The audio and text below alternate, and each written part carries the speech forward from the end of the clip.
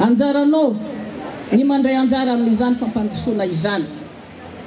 Ho noho izany amin'ny 7 amby roapolo ho avy zao oktobra ho avy zao dia misy fiaonam-be izay karikaren'ny ministère raharaham-bahiny any Madagasikara mba ahafahantsika mitady ravinahitra aty ivelany mifanakalo hevitra amin'ny fandraisana anjara amin'ny fampandrosoana ny tandrazantsika ko manasa nareo rehetra andray anjara amin'izany fiaonam-be izany.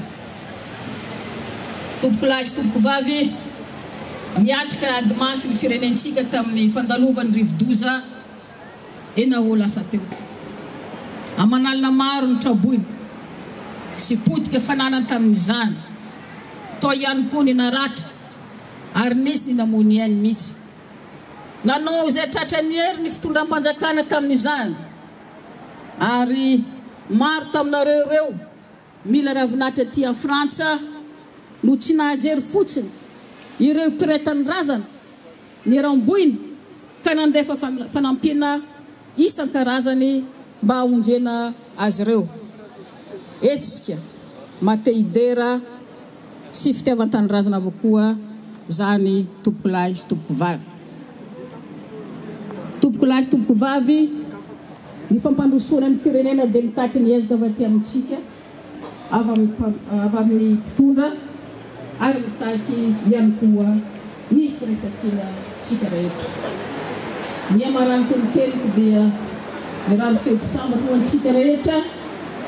Oela velona ny filoham-pirenena ery Donald Mampianina, oela velona ny fahaleovan-tena Madagasikara, oela velona ny tandrazantsika sotra tompoko lahy mankasitraka tompoko vavy.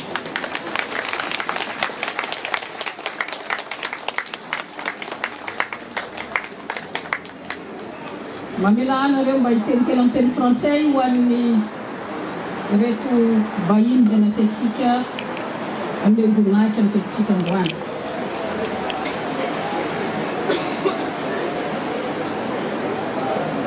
Excellences, Mesdames et Messieurs les ambassadeurs, Mesdames et Messieurs les élus, honorables invités, chers compatriotes, comme chaque année, malgré vos obligations, malgré vos occupations, vous êtes venus nombreux aujourd'hui en toute fraternité, en toute amitié, pour fêter ensemble notre fête nationale.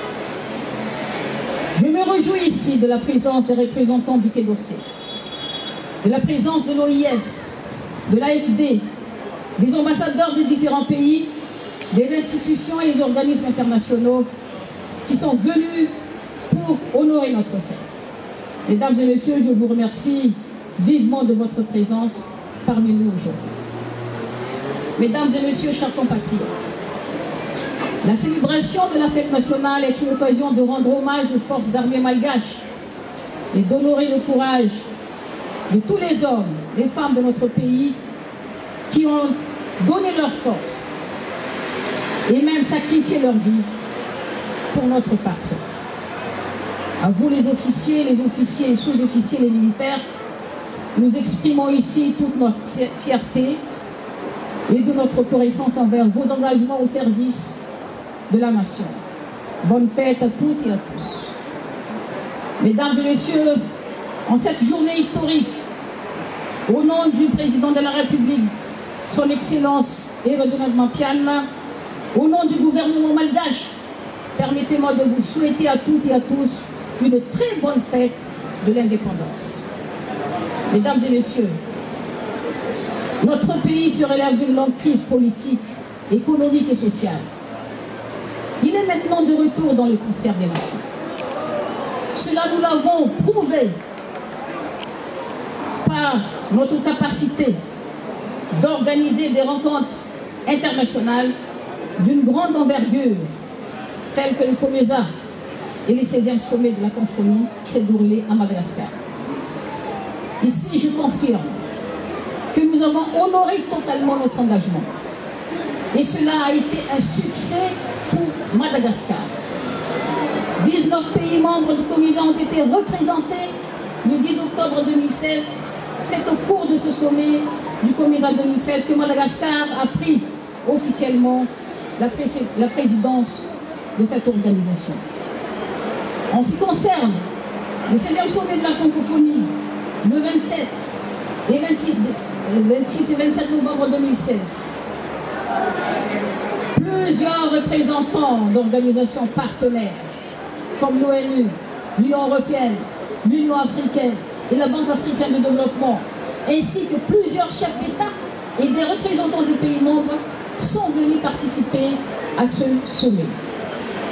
Le bilan est positif. Grâce à ce sommet, Madagascar a pu bénéficier des retombées directes de cette organisation. Pour n'en parler que l'extension de routes dans la capitale, la construction de la CICI, la fierté de la population d'accueillir les étrangers en toute simplicité et amabilité, et le village de la francophonie reste après le sommet à l'usage de nous les Malgaches. Si ce sommet renforce des liens diplomatiques avec des partenaires historiques comme la France, il permet aussi l'ouverture de nouvelles discussions, de nouvelles relations avec les pays comme par exemple le Canada, par exemple le Maroc, le Vietnam et d'autres pays. Des discussions qui ont aussi abouti sur le plan économique et de la coopération à des accords bilatéraux et des contacts qui ont été signés avec ces pays.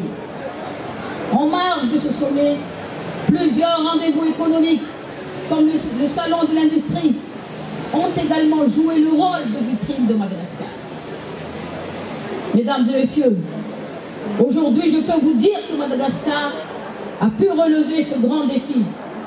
D'ailleurs, à la suite de ce sommet, Madagascar assure la présidence de la francophonie pendant 2 ans, jusqu'au prochain sommet qui se tiendra à Erevan. Ce qui prouve une fois de plus la confiance de la communauté internationale à notre égard. En continuité de ces deux événements, la conférence de bailleurs des investissements a eu lieu à Paris le 2 décembre 2016 sous la présidence du président de la République, des partenaires bilatéraux et multilatéraux, ainsi que de nombreux représentants du secteur privé. À l'issue de cette conférence, l'annonce des bailleurs de fonds pour la mise en œuvre du plan national de développement 2016-2020 s'élève jusqu'à 6,4 milliards de dollars pour les 4 prochaines années. Mesdames et messieurs, la France est un partenaire de très longue date. Elle représente un acteur économique majeur à Madagascar, puisqu'elle est notre partenaire commercial, notre bailleur de fonds bilatéral à travers l'AFD.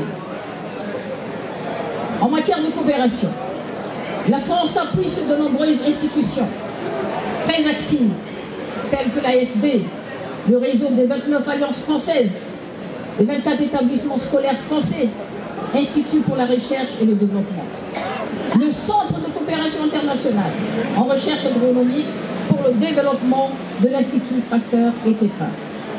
En octobre de cette année se tiendra à Tananarive des assises de l'action internationale des collectivités territoriales France-Madagascar qui permettra de donner une nouvelle allure, une nouvelle orientation dans des années à venir. Et c'est une occasion de partage d'expériences et de capitalisation de compétences. Cette édition regroupera sans doute des centaines d'élus locaux, d'agents, de collectivités, d'établissements publics, d'opérateurs économiques, d'associations, de centres universitaires et de recherche. Que je voudrais remercier d'ailleurs ici toutes les associations, les régions qui ont aidé sans relâche pour aider la population la plus démunie. Mesdames et messieurs, Madagascar est le premier pays bénéficiaire de l'IDA, Association internationale de développement. Et nous avons obtenu de la Banque mondiale une aide financière de 230 millions de dollars par an pendant 3 ans. Nous avons donc le soutien de tous nos partenaires et investisseurs internationaux. C'est à nous maintenant de continuer nos efforts afin de mettre en œuvre les investissements à long terme et réaliser la stratégie de développement prévue dans le plan national de développement, en particulier dans les secteurs transport, de l'énergie, de l'agriculture et de l'éducation, qui sont les priorités de notre gouvernement. Plusieurs travaux ont été déjà inaugurés par notre président de la République. Toujours dans cette optique de développement, Madagascar va organiser le forum d'investissement Madagascar-Fimada d'ici fin d'année, sous la houlette de la présidente de la République et de la secrétaire générale de l'OIF et en collaboration avec le forum francophone des affaires. Chers compatriotes, ici je voudrais faire appel à nous les diasporas. C'est une occasion pour nous de chercher de l'investissement, de créer des projets qui pourraient être réalisés. Notre pays a besoin de vous, notre pays a besoin de nous tous, sans exception. La politique du gouvernement actuel, c'est de placer la diaspora au centre de la diplomatie économique dans le cadre du développement national. Nous, diaspora, nous avons un rôle déterminant dans la lutte contre la pauvreté dans notre pays. Il faut donc dès maintenant s'unir et oublier tous les clivages politiques afin de travailler sans relâche avec notre président actuel. Investissons dans notre pays, créons des entreprises pouvant être dynamiques, innovantes et ouvertes au commerce international, ainsi qu'aux compétences et aux connaissances existantes à l'échelle mondiale. Une autre manière de contribuer au développement de notre pays, c'est d'agir en tant qu'intermédiaire ou facilitateur permettant aux proches de réaliser leurs projets à Madagascar. À cet égard, le ministère des Affaires étrangères malgache va organiser pour la première fois un forum de la diaspora qui est prévu se tenir à Antananarive du 26 au 28 octobre prochain. Cette rencontre serait une plateforme d'échange et de dialogue entre les différents acteurs du développement et les membres de la diaspora, d'identifier les attentes de la diaspora et de faire connaître les activités de la diaspora à l'extérieur et à Madagascar. Excellences, Mesdames et Messieurs, je profite de cette occasion pour remercier tous les pays amis, les organismes internationaux pour leur soutien et leur aide, leur solidarité avec Madagascar lors du passage du cyclone Enao, au début du mois de mars de cette année, qui a frappé Madagascar avec 81 morts, 18 disparus, 250 blessés, 433 000 sinistrés. Excellences, Mesdames et Messieurs, je ne peux terminer mon discours sans remercier les personnels de l'ambassade pour leur implication pour la bonne marche de l'ambassade et au succès de l'organisation de cet événement. J'y associe les personnels de la réperma de l'UNESCO, les foyers Cachan et Arago, surtout les jeunes étudiants, les femmes et les hommes qui ont contribué à la réalisation de cette fête nationale. Sans oublier le groupe de tir, le groupe de Haz, les artistes volontaires qui sont toujours à nos côtés pour animer notre soirée. C'est une marque de patriotisme. Pour terminer mon éducation, je tiens à féliciter son Excellence M. Emmanuel Macron, président de la République française, pour son élection remarquable. Je lui souhaite tous mes meilleurs vœux de bonheur durant son quinquennat. J'espère que la coopération franco-malgache continue à s'améliorer et que chaque partie en bénéficie davantage d'une importante croissance socio-politique et économique considérable. Vive la coopération franco-malgache, vive le président de la République et Rajanamana, vive Madagascar, spasiba Bambalcho, grazie mille. Je vous remercie. Nous sommes tous là, makasih pour tout le monde.